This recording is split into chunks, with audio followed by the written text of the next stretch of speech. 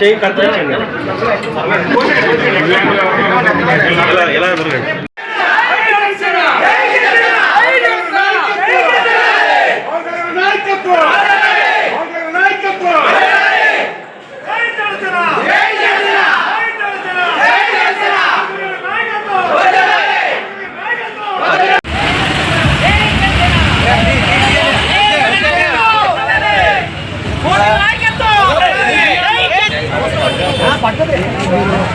దిగుతున్నారని తెలియాలి కదండి.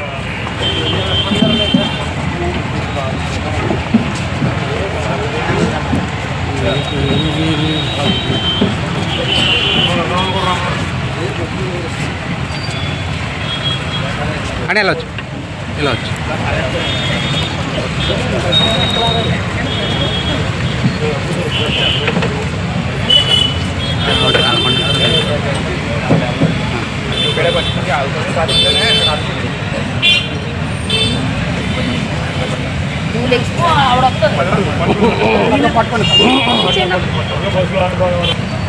జై జనసేన, జై జనసేన, జై జనసేన, జై జనసేన.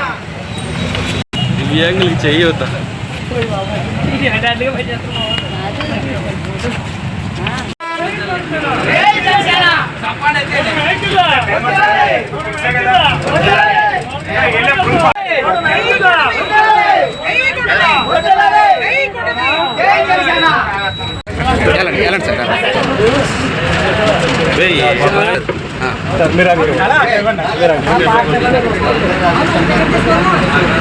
అలా చేతిగా ఉండాలి సార్.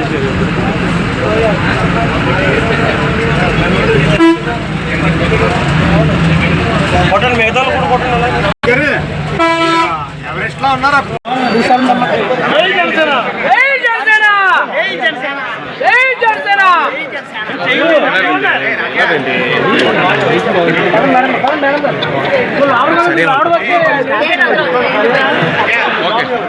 Okay sir.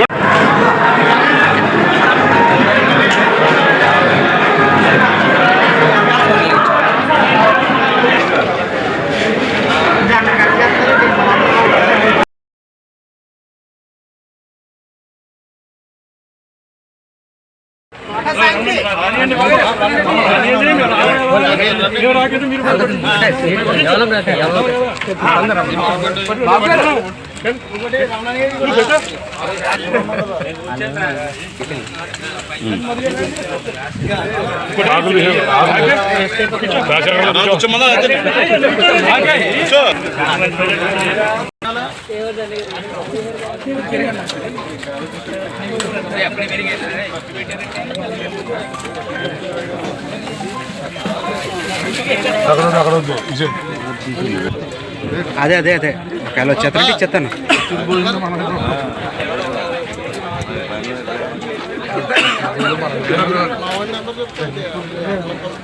సరే.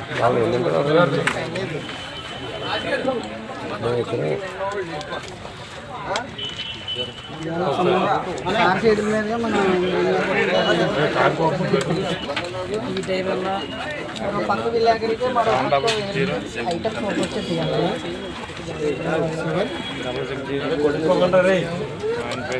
రాజు ఎలా తీయాలి భోజనం చేయగలరండి.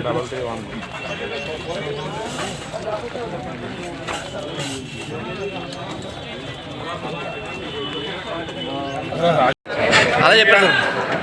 దివ్యాంగుల కోసం కూటమి ప్రభుత్వం ఇచ్చిన మాట ప్రకారం మొన్న చంద్రబాబు నాయుడు గారు, పవన్ కళ్యాణ్ గారు దివ్యాంగుల అంతర్జాతీయ దినోత్సవం నాడు దివ్యాంగులందరికీ కూడా ఉచిత బస్సు సౌకర్యం కల్పిస్తామని చెప్పడం జరిగింది.